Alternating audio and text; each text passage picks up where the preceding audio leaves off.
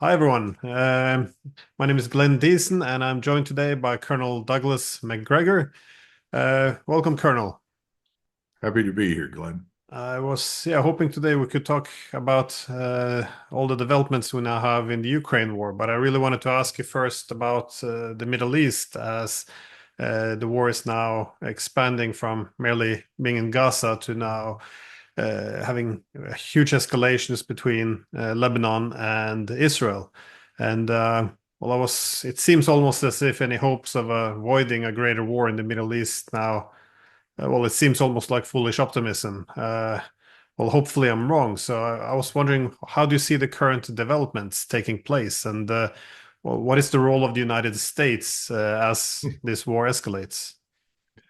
Well, the role of the United States is to unconditionally support whatever the Israeli government wants to do, and more specifically, Prime Minister Netanyahu. So I think that's our role, like it or not. That's where we stand. I think it's important to pause for a second and understand just really where we are now. You talked about escalation. Well, that's very definitely the case. The Israelis have now dramatically escalated their attacks on southern Lebanon. It looks as though these bombing runs are a preparation for a ground assault. And that's extremely important because I think the real strategic inflection point will come with the Israeli invasion of southern Lebanon. Now, will that be a full-scale invasion or a series of short raids on the ground over the border? I have no idea. But I think the ground force is being ready to go in. Now, keep in mind that the reserve ground forces, in other words, those people that are only mobilized in the event of an emergency or war, the reservists are controlling Gaza, the reservists are controlling the West Bank, so that the so-called regulars, the core of the Israeli force, are up north. These are the best brigades, the best organizations.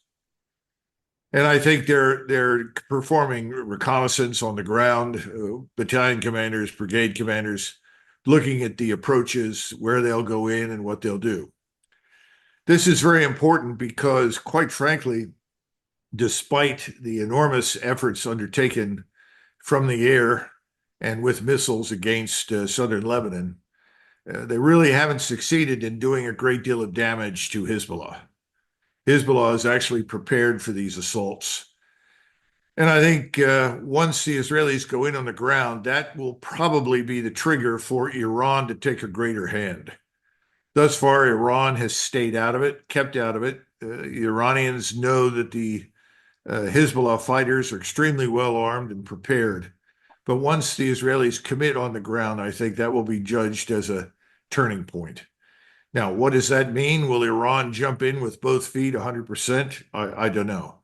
The other thing is that from the vantage point of the United States, I think the U.S. armed forces are waiting for the ground assault before they actually engage in support of the Israelis.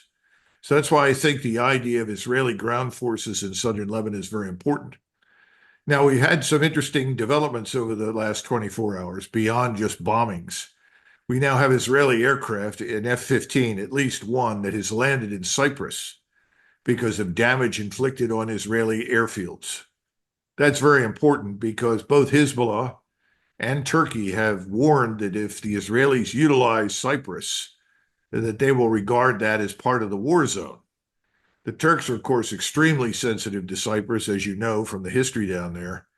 They will not be pleased at all that the Israelis are operating out of it. They were already very unhappy with the British use of Cyprus to support strikes in various places, but more important, the air defense operations that the Israelis mounted when they were under threat of attack by Iran.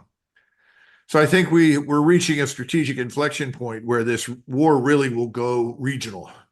It'll move beyond just Hezbollah in Israel or Houthis in Israel, but this could also include Iran and potentially others. At the same time, we should not lose sight of what's going on in Jordan, Syria, Iraq, and Egypt. I think that General Sisi's position in Egypt is very, very fragile. The Egyptian population is ready to essentially remove him I think we could wake up and discover that the Egyptian army has taken him out of his office. Now, what does this mean? This means that despite our efforts to bribe